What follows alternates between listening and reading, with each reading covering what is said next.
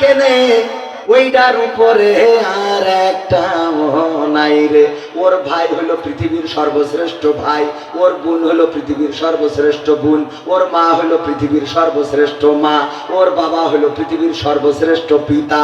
আর ওর কাছে ওর শাশুড়ি হলো ও ফিরাউনির মার্কা লোক, ওর শাশুড়ি হলো হিন্দা, আর শ্বশুর হলো আবু জেহেল। কথা কয় না? ওর কাছে ওর মা বাপ সব আল্লাহর ওলি, আর শ্বশুর বাড়ির যত আত্মীয় আছে সব বিষ। কি কথা কয় না? আপনাদের লিখিত নাই আছে? শ্বশুর বাড়ি থেকে যদি কিছু আনে ওরে বাবা সেইটার দাম বেশি। যদি একই কোম্পানির ফ্রিজ হয়, বাবার বাড়ি যেটা ছিল ও একই দামে কিনেছে, কিন্তু শ্বশুর বাড়িটা ভালো, ওইটার ওয়ারেন্টি আর এটার গ্যারান্টি তাও ওইটা ভালো, ও গ্যারান্টিটা ভালো। কারণ কি, ওই যে বাবার বাড়িতে আনলি খুব দাম। এরা মা বোন আছে না নাই? গাই গরু যদি বাপের বাড়ির থেকে একটা আনে, ওই গাই গরু আমার আলতাফ ভাই বুড়ো হয়ে মরে যাবে, তাও গরু মারবে না। বলেন মরে? আলতাফ ভাই কষ্ট করে বাড়ি একটা চৌকাছে একটা জমি কিনেছে। জমি কেনার পরে বলছে আজকে রেজিস্ট্রির দিন, চলো রেজিস্ট্রি করে চৌকাছা হোটেল থেকে খেয়ে আসবো। যাওয়ার সময় বলছে আমি আব্বাকে বাড়িতে গাই গরু ডাইনে দিলাম বলে এত দূর হয়েছে। আব্বাদের বাড়িতে গাই গরুটা নিলাম বলে এত দূর হলো। এরপরে বলছে ঠিক আছে অসুবিধা নাই, ওখানে 5 তলা ফাউন্ডেশন একটা বিল্ডিং করেছে। উদ্বোধনের দিন বলছে বেগম সাহেব চলো আজকে আমরা বিল্ডিংটা ফিতে কেটে উদ্বোধন করব। তুমি তো আমার অর্ধাঙ্গী, তোমারে না নিয়ে যাব না। স্ত্রী যাওয়ার সময় ফিতে কাটার আগে গুতো মেরে বলছে আব্বাকে বাড়িতে গাই গরুটা নিলাম বলে এত বড় বিল্ডিং হইল। এরপরে একটা গাড়ি কিনেছে 4 চাকার, কিনে বলছে বেগম চলো আজকে 4 চাকার গাড়িতে তোমার নিয়ে বিনোদিয়া পার্কে যাব। ওই যে বিনোদিয়া না কি পার্ক বানাইছে যশোরে, ওখানে তোমার একটু ঘোরাবো। গাড়ির দরজা খুলে ওই পাশে আমার আলতাফ ভাই বসা, দরজা খুলে সিটি বসার আগে বলছে আব্বাকে বাড়িতে গাই গরুটা আনিলাম বুঝলে, আব্বাদের বাড়িতে গাই গরুটা আনিলাম বলে এত দূর। আমার বিশ্বাস যদি আলতাফ ভাই জান্নাতে যায় আর যদি বেগম সাহেব জান্নাত পায়, ওই দরজায় যেয়ে কুতো মেরে কবে আব্বাকে বাড়িতে গাই গরুটা আনিলাম বুঝলে। ঠিক না বেটে? ও গাই গরু একেবারে পরকাল পর্যন্ত নিয়ে ছাড়বে রে। আমার স্বামীরা আমার ভাইদের ওয়াশ পয়েন্টে পড়িল। এইবার স্বামীদের বলি স্ত্রী খারাপ হয়ে যাচ্ছে, আপনি এসে বলেন আমার 8 লাখ টাকা দিয়ে আছে না? আমি বলি হাঁটা দেবে না কেন? তুমি স্ত্রী খোঁজো রাবিয়া বসরির মতো, স্ত্রী খোঁজো খাদিজা রাদিয়াল্লাহু তাআলা আনহার মতো, স্ত্রী খোঁজো ফাতেমা রাদিয়াল্লাহু তাআলা আনহার মতো, স্ত্রী খোঁজো আসিয়া আলাইহিস সালাতু ওয়াসসালামের মতো, হাজরা আলাইহিস সালাতু ওয়াসসালামের মতো, সারা আলাইহিস সালাতু ওয়াসসালামের মতো। কিন্তু তুমি সারাদিন চায়ের দোকানে বসে পরিমণি আর নুরা লাইলা দেখে বেড়াবা, আর স্ত্রী তাহাজ্জুদের নামাজে থাকবে, এই কমনে পাও? কথা কয়? তুমি চার দোকানে বসে সিরিয়াল মারো, ময়ূরী পূর্ণিমা যাদের সব সাইজ বড় আর কি, ওইগুলো দেখে বেড়াবা, আর বাড়ি মনে করবা যে তোমার স্ত্রী তাহাজ্জুদের নামাজে তসবিহ টানতেছে। বড় মানে আমি সাইজ বড় কথা বলেছি, বুঝলাম না? এরা আবার আরেকটা বলছে শাড়ি খারাপ, খালি শুধু পড়ি খারাপ করে নিয়ে যাওয়ার আগে। হ্যাঁ এ ঠিক না? বে ঠিক? সত্য বলছি না মিথ্যা বলছি? দেখে ওই তুই ওই দেখিস আরো আর একজনের দেখে কথা কয়। তুমি ওই চায়ের দোকানে সিরিয়াল মারবা, স্টার জলসা, জি বাংলা, তারপর আরো কি আছে, শাহরুখ খান, ময়ূরী, পূর্ণিমা, রানী মুখার্জি, কারিনা কাপুর, ঐশ্বরিয়া রায়, তারপরে আর কি আরো একটা আছে আমাদের আমির হামজা ভাই নাম কইল, রাশমিকা মান্দানা। কি মান্দানা? রাশমিকা মান্দানা দেখবা, আর মনে মনে করবা এরাম একটা যদি পাইতাম রে, তাইলে সোগাছার পানের খিলি তারে খাওয়া ঘুমাইতাম।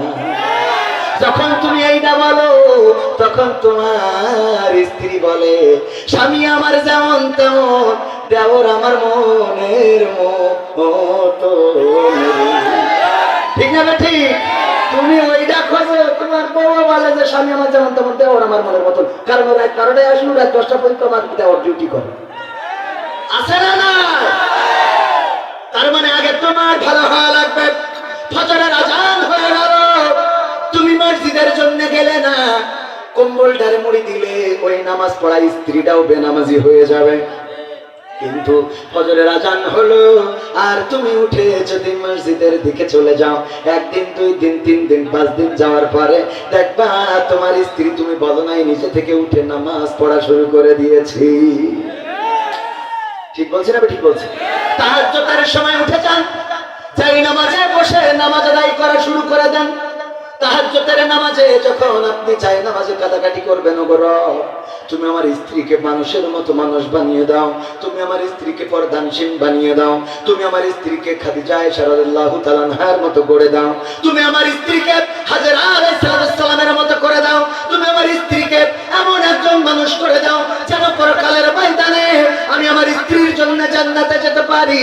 তুমি যদি তাহাজ্জুদের নামাজে স্ত্রী খাটের উপরে ঘুমানো এমন দোয়া করতে থাকো, তোমার স্ত্রীও দেখবা আস্তে করে খাট থেকে উঠে তোমার পিছনে নামাজে দাঁড়িয়ে যাবে। বলেন ঠিক কিনা? কিন্তু তুমি রাত্রি ফেসবুক চালাবা, টিকটক দেখবা, রিলস দেখবা,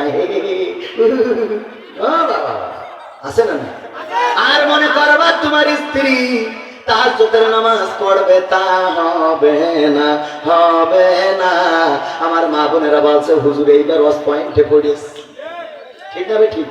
মা বোনেরা আগে রাগ করিল যে হুজুরের দাওয়াত দেওয়া যাবে না, এখন বলছে হুজুরের আগামী বছর আবার দিতে হবে।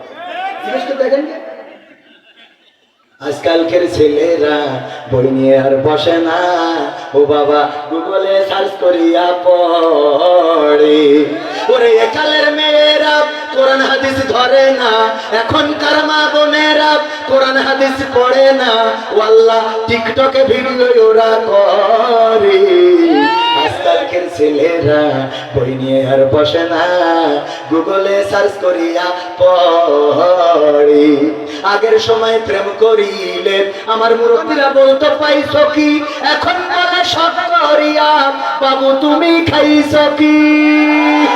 আগের সময় প্রেম করিলে মুরব্বীরা বলতো পাইছো কি, এখন বলে সব করিয়া বাবু তুমি খাইছো কি। লজ্জা শরম নাই আইলাম কোন জামানায়, লজ্জা শরম নাই আইলাম কোন জামানায়, ভবিষ্যৎ দেখি অন্ধকারে। আজকালকের ছেলেরা বই নিয়ে আর বসে না, ও বাবা গুগলে সার্চ করিয়া পড়ি। নতুন করে হয়েছে চালু এখন আবার কোন ট্রেন্ড, পরিচয় করাই দেখি এই আমার গার্লফ্রেন্ড। আছে না নাই?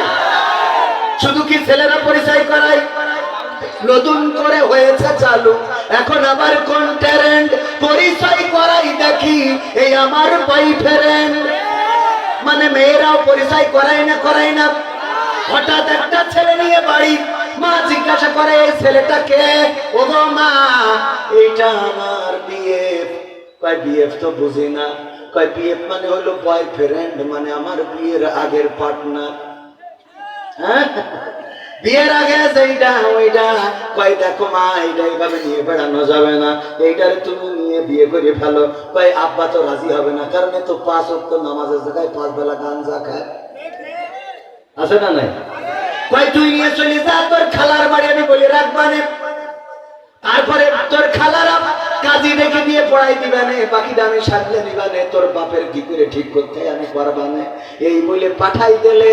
দিয়ার পরে যখন চারিদিকে হয়ে গেছে, আলতাফ ভাইয়ের মেয়ে বেরিয়ে গেছে, তখন এইবার স্বামী যখন বাড়িয়ে গেছে, তখন ওরে বাবা স্ত্রীর অভিনয় দেখে কিটা কি জন্মজাত ইচ্ছা। ও আল্লাহ আমার মুখে চুমি খালি লাগালো রে।